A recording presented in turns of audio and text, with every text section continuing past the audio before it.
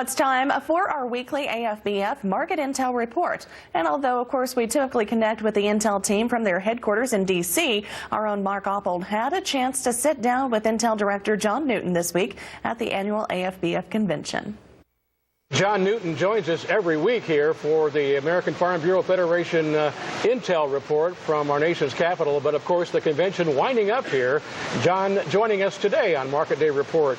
John, a director of Market Intel, and a lot of talk about NAFTA for a lot of the guests that came by here this week. Farm Bureau did an interesting study that you're going to be releasing here, talking about NAFTA as it relates to the crops, individual states and individual crops, and what it really means, bottom line. That's right. Well, so the president came and talked about the importance of NAFTA in manufacturing as well as in agriculture.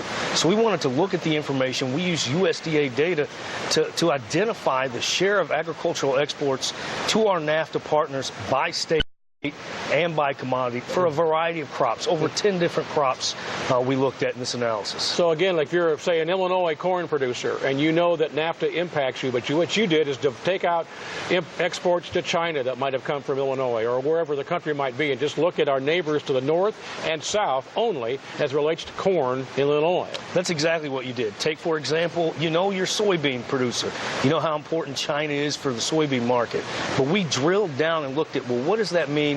China, soybeans. Let's take China out of the equation. Just look at NAFTA. Yeah. So we did that for a variety of commodities. And livestock as well. If you're a producer in one of our livestock producing states, major states, they also have this data. Well, and that's one of the important things about NAFTA. It allows for an integrated North American market.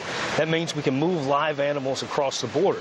So we looked at exports of live animal products to and from our NAFTA partners, and that's also included in the analysis. And how can our viewers and listeners get that data and learn more about it, John? Well, we're going to release the analysis this week on fb.org/marketintel. You can also follow us on our Twitter page at FBMarketIntel, where you can get the complete analysis. It's always good to visit with you by phone, but even better to have it in person here Thanks this week. a lot. I appreciate it. Yes, absolutely. We do, too. John Newton is Director of Market Intel with American Farm Bureau Federation. A chance to visit in person during the convention.